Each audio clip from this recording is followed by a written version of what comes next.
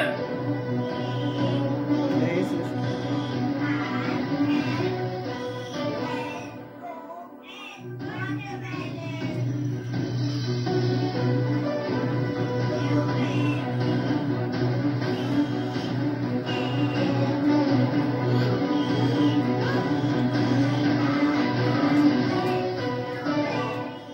मैं हूं सुधीर चौधरी और ब्लैक एंड व्हाइट में आपका स्वागत है। नीतीश कुमार ने पूरे देश को हैरान कर दिया है क्योंकि वो कहते थे कि मर जाएंगे लेकिन बीजेपी के साथ नहीं जाएंगे।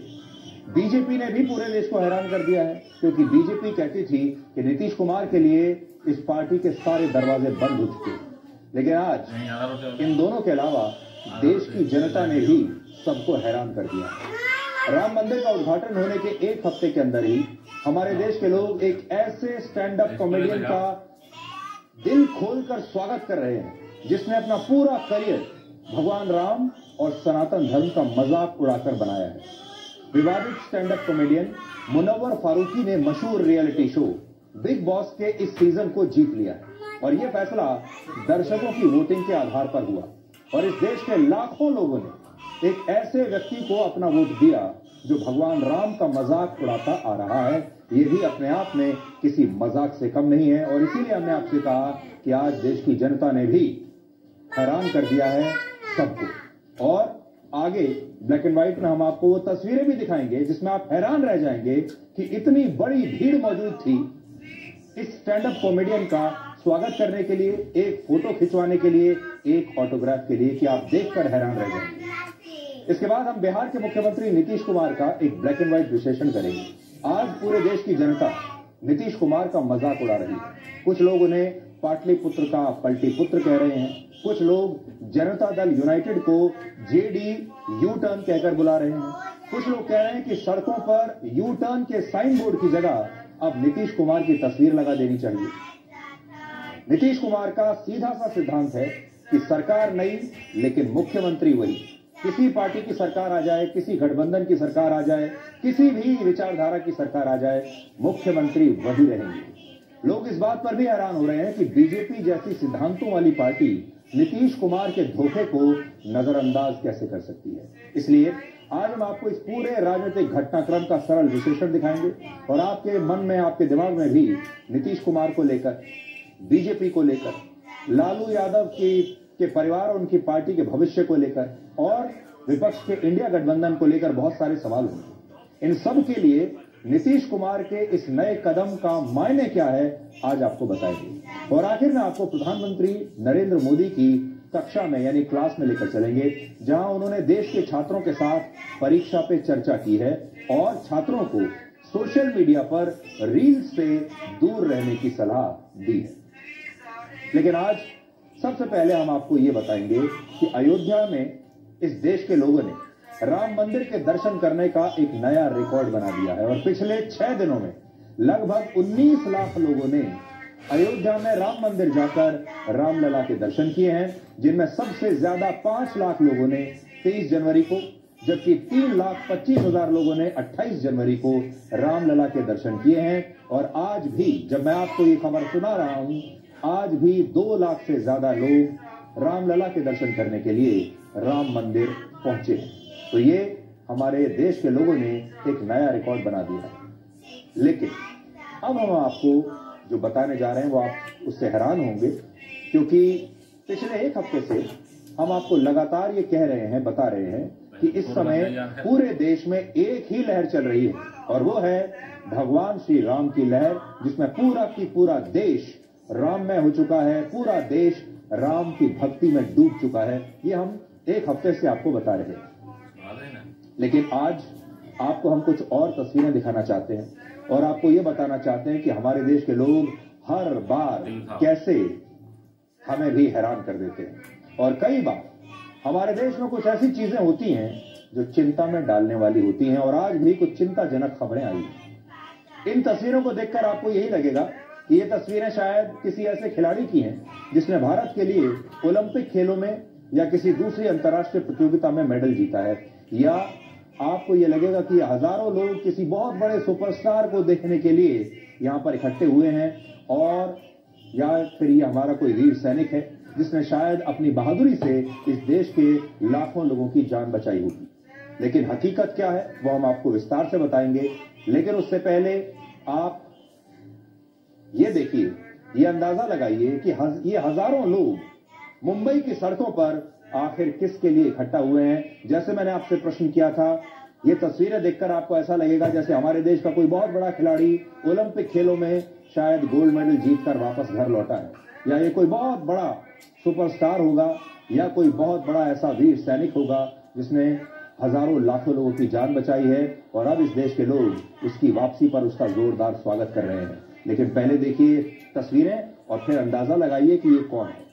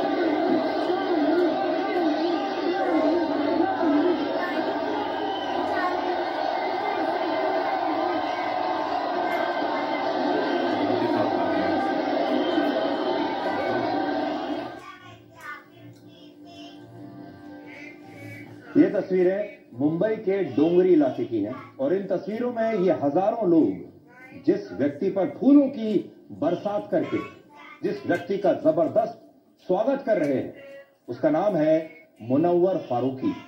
मुनव्वर फारूकी एक विवादित स्टैंड अप कॉमेडियन है जिसने अपने करियर की शुरुआत हिंदू धर्म और भगवान राम का अपमान करने के साथ की थी और फिर यही काम करते करते वो मशहूर हो गया, खबरों में रहने लगा, हेडलाइंस में आ गया, विवादों में आ गया और फिर बिग बॉस में आया और इस देश के लोगों ने उसे जिता भी दिया। भारत के लोगों ने इसे ही भगवान बना दिया और अब ये भारत के मशहूर और विवादित रियलिटी शो बिग बॉस का विजेता बन गया है और इसे जिताने वाले लोग किसी और देश के नहीं हैं बल्कि हमारे ही देश भारत के लोग हैं और इनमें से हजारों लाखों दर्शक जिन्होंने इसे वोट दिया है वो हिंदू धर्म को मानने वाले लोग ही हैं। अब सोचिए, कल्पना कीजिए, जिस स्टैंड अप कॉमेडियन को वर्ष 2021 में हिंदू धर्म और भगवान श्री राम का अपमान करने के लिए मध्य प्रदेश की पुलिस ने गिरफ्तार किया था, उस अपमान को भारत के लोग के मीडिया ने कहा कि वहां तो अब अल्पसंख्यक खतरे में आ गए हैं क्योंकि वहां पर तो मंदिर की राजनीति चल रही है। इस मंदिर की राजनीति वाले देश में, इस राम मंदिर वाले देश में आप देखिए, और ये भी कब, जब राम मंदिर का उद्घाटन हुए 1 हफ्ता ही हुआ है, 1 हफ्ते से भी कम का समय हुआ है। उस समय हमारे देश के लोगों ने बताया है कि वो क्या सोचते हैं और वो कितने सहनशील हैं, कितने बड़े दिल वाले हैं और वो कितने बड़े धर्म निरपेक्ष हैं।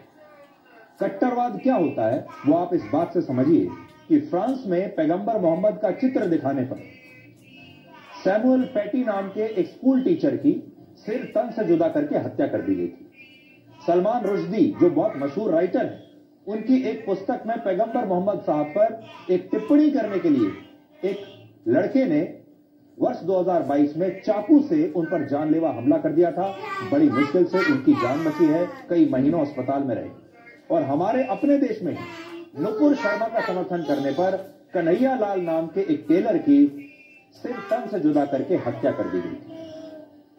और धार्मिक कट्टरवाद से जुड़ी ये वो घटनाएं हैं जिनकी दुनिया को एक स्वर में निंदा करनी चाहिए थी, लेकिन हमारे ही देश के कुछ लोगों ने इस धार्मिक कट्टरवाद का तब समर्थन किया और कहा कि ये तो होना ही था, अगर आप किसी धर्म का अपमान करेंगे तो फिर ये सब घटनाएं तो होंगी ही, आपको इनके लिए तैयार रहना चाहिए। और अब पाखंड देखिए कि वही लोग मुनव्वर फारूकी के बिग बॉस जीतने को धर्म निरपेक्षता की जीत बता रहे हैं। ये तस्वीरें आप याद रखिएगा, ये तस्वीरें हैं हिंदुस्तान की तस्वीरें। यानी इन लोगों के हिसाब से अपने धर्म को नीचा दिखाकर दूसरे धर्म का सम्मान करना असली धर्मनिरपेक्षता है। और मुनव्वर फारूकी के मामले में धर्मनिरपेक्षता का यह कड़वा सच ब्लैक और व्हाइट की तरह आज आप सबके सामने है। असल में हमारे देश में आजादी के बाद से ही हमारे देश के नेताओं ने पूरे देश की जनता को एक ऐसी घुट्टी पिलाई, ये बताने की कोशिश की, उनके दिमाग में ये बात डाल दी कि अपने धर्म का अपमान सहते रहो, अपने धर्म की इज्जत मत करो, लेकिन दूसरे के धर्म की इज्जत करो। और अपने धर्म का अपमान करना ही हमारे देश में धर्मनिरपेक्षता समझा जाने लगा। बल्कि जो दूसरे धर्म है वो ये कहते हैं कि अपने धर्म का अपमान कभी नहीं करना चाहिए, ना ही सहना चाहिए। दूसरे धर्म ये ऐसा कहते हैं। अब यहां सोचने वाली बात यह है कि जिस व्यक्ति ने, जिस स्टैंड अप कॉमेडियन ने भगवान श्री राम के बारे में न जाने कैसी कैसी अपमानजनक बातें कही, सीता जी का मजाक उड़ाया, वो व्यक्ति इसी देश के लोगों के लिए अब एक सुपरस्टार बना हुआ है। और मुंबई के डोंगरी इलाके से आई ये तस्वीरें इसका बहुत बड़ा सबूत है। अब हम नहीं जानते कि आपको इन तस्वीरों पर खुश होना चाहिए कि भारत कितना बड़ा धर्मनिरपेक्ष देश है, भारत की जनता कितने खुले विचारों वाली है और कितनी धर्मनिरपेक्ष है, या फिर आपको इन तस्वीरों को देखकर चिंता होनी चाहिए। मुंबई का डोंगरी वही इलाका है जहां एक जमाने में आतंकवादी याकूब मेमन और आतंकवादी दाऊद इब्राहिम रहा करते थे, जो वही इलाका है। और अब इस इलाके से ही ये तस्वीरें आज आई हैं। हालांकि कुछ लोग आज इन तस्वीरों को देखकर ये सवाल भी पूछ रहे हैं कि अगर मुनव्वर फारूकी ने भगवान राम का अपमान ना किया होता तो क्या तब भी बिग बॉस जीतने पर उसे इतनी भीड़ का समर्थन मिलता?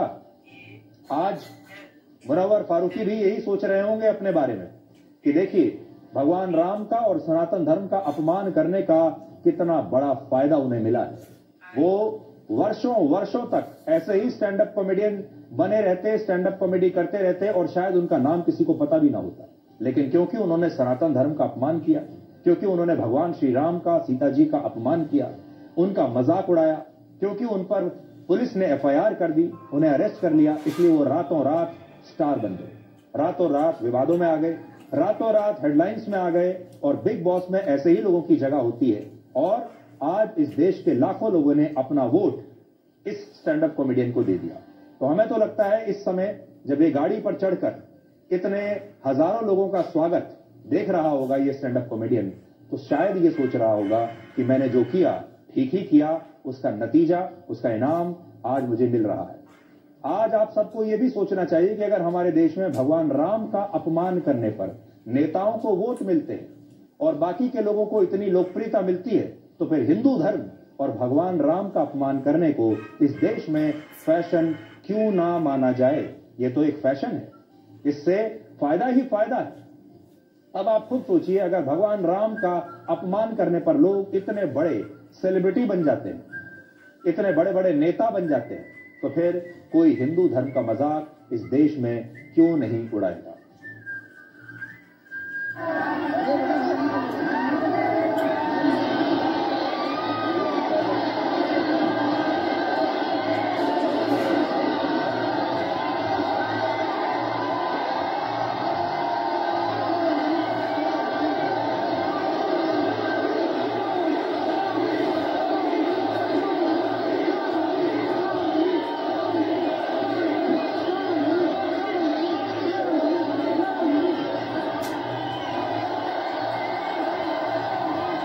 आई एम वेरी हैप्पी।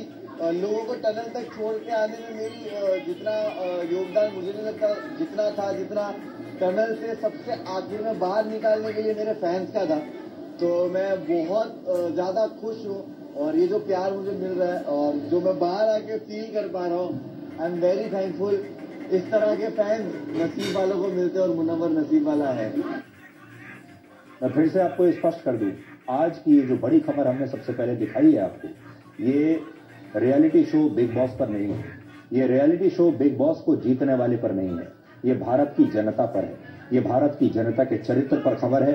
भारत में कैसे बदलाव आ रहे हैं ये उस पर है। और ये हमारी टिप्पणी इस बात पर है कि अभी 22 जनवरी को 500 वर्ष के इंतजार के बाद भगवान श्री राम के भव्य मंदिर में प्राण प्रतिष्ठा की गई है। और हमारे देश में हम तो यही मानते थे कि भगवान श्री राम की लहर चल रही है, पूरे देश के जो करोड़ों लोग हैं राम भक्ति में डूबे हुए हैं। लेकिन जब वो राम भक्ति में डूबे हुए थे तो इस भक्ति में डूबते वो रियलिटी शोज भी देख रहे थे, वो टीवी भी देख रहे थे और रियलिटी शो में फारूकी साहब के लिए लगातार वोटिंग भी कर रहे थे।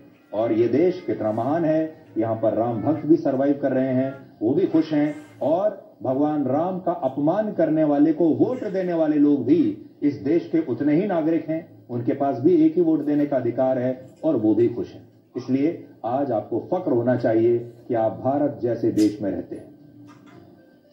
ये तो हमने आपको एक रंग दिखाया क्योंकि हमारे तो शो का नाम ही ब्लैक एंड व्हाइट है।